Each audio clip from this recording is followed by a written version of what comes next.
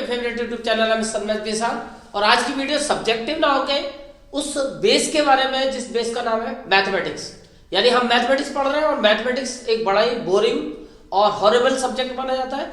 और मेरी कोशिश रहेगी कि इस वीडियो को देखने के बाद तुम्हारा शायद मैथ्स की जो रिलेटेड टेंशन्स हैं वो सब खत्म हो जाएंगी और केवल 5 आदतें तुम्हें अपनी बदलनी पड़ेंगी। वो 5 आदतें क्या है उनके बारे में बाद में बताऊंगा। पहले मैं तुम्हें मैथ्स की इंपॉर्टेंस बताऊंगा, क्योंकि बिना मैथ्स के हमारी लाइफ लगभग असंभव है। यानी बिना मैथ्स के हम अपनी एक कदम भी लाइफ को आगे नहीं बढ़ा सकते। मैथ्स को वैसे भी क्वीन ऑफ साइंस बोला जाता है और एक सर्वे है कि एवरेज लोगों की जो इनकम होती है उससे जो लोगों की मैथमेटिक्स परफेक्ट होती है उनकी इनकम कम से कम 20% ज्यादा रहती है। तो अगर लाइफ को बड़ा स्मूथ चलाना है, प्यार से चलाना है और कंफर्टेबल लाइफ जीनी है तो मैथ्स सीखनी पड़ेगी और इससे बचना नहीं है, बल्कि ये 5 आदतें बदलनी है। अगर तुम ये 5 आदत बदल दोगे तो मेरे को उम्मीद है कि मैथ्स से जो तुम्हारा दिमाग में टेंशन भरी हुई है और मैथ्स जो तुम्हें डराता है वो डर खत्म हो जाएगा। उस डर खत्म होने के लिए इस वीडियो को ध्यान से लास्ट तक सुनना है और ध्यान से देखना है कि मैं क्या बताने वाला हूं।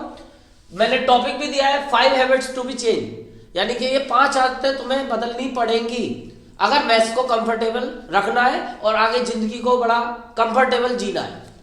तो पहला जो ऑप्शन है मेरा वो है विदाउट गैप। यानी मैथमेटिक्स को तुम अपने जीवन में जैसे रोटी हम खाते हैं रोज, बिल्कुल वैसे ही मैथ्स को भी रोज लेना है। यानी कि कोई भी दिन गैप नहीं होना चाहिए, लगातार हमें मैथ्स पढ़नी है, चाहे वो 26 जनवरी हो या वो होली हो, दिवाली हो या बर्थडे हो। जैसे हम बर्थडे भी मनाते हैं उस दिन भी हमें मैथ्स करनी है। यानी मैथ्स में कोई गैप नहीं होना चाहिए।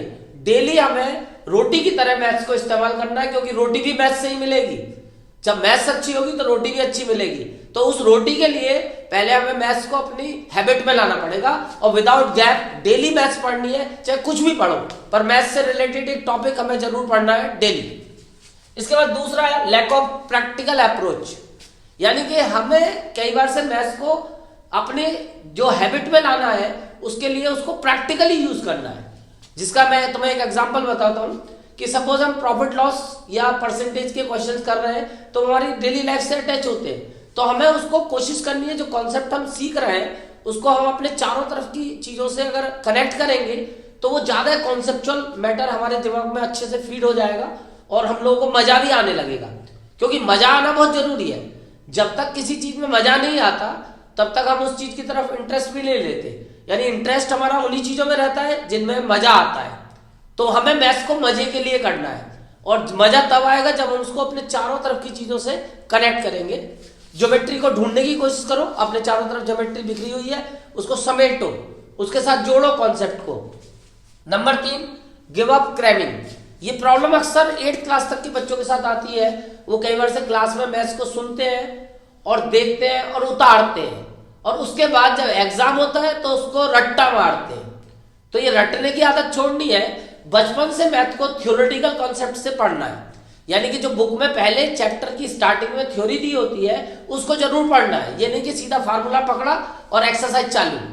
यानी जब तक अगर हम जैसे पॉलिनोमियल पढ़ रहे हैं और हमें पॉलिनोमियल के बारे में नहीं पता तो वो क्वेश्चंस बेकार हो जाएंगे। यानी हमें अपना बेस पे ध्यान देना है और सीबीएसई पैटर्न पे चलना है कि 40% वो इसी टाइप का पोर्शन दे रहे हैं कि जो बच्चे की कॉन्सेप्चुअल कंडीशंस पे बेस्ड हो गए।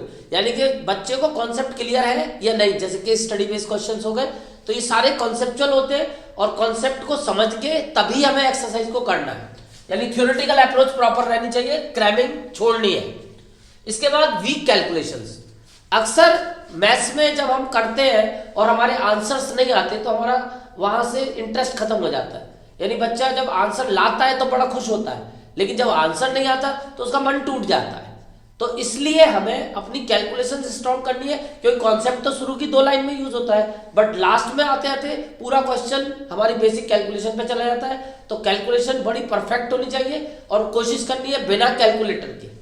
इसके बाद लास्ट हमारा option learn and apply concepts. जैसे टीचर कुछ पढ़ाते हैं तो टीचर ने कुछ सिखा दिया, पढ़ा दिया, उसके बाद उसको क्वेश्चंस को जरूर तुम्हें अप्लाई करना है एक नए क्वेश्चन के साथ। यानी कि जब तक तुम उसको अपने आप अप्लाई नहीं करोगे वो तुम्हारे दिमाग में लॉन्ग टर्म के लिए फिट नहीं होगा। तो मेरी उम्मीद है कि 5 आदतें छोड़ के अगर तुम ये 5 आदतों को इंप्रूव कर लोगे और इन चीजों पे ध्यान दोगे तो शायद मैथ्स तुम्हारी बहुत अच्छी होगी और मैथ्स बोरिंग कतई नहीं है। क्योंकि मैं अपने आप को देखता हूँ पिछले 25 सालों से मैं 16-17 घंटे लगातार मैथ्स के बीच में रहता हूँ और मेरे को मैथ्स से ज्यादा कुछ भी पसंद नहीं है।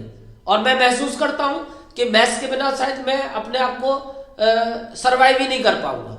यानी मेरे लिए मेरी लाइफ की तरह है मैथ्स। और मैं भी चाहता हूं कि आने वाले टाइम में तुम्हारे डीपी में भी आई लव मैथ्स लिखा हो। और मेरी तुम्हारे लिए बहुत बहुत शुभकामनाएं कि अगर तुम ये 5 चीजें छोड़ के मैथ्स में इंटरेस्ट क्रिएट करो तो मुझे बहुत अच्छा लगेगा। Thank you.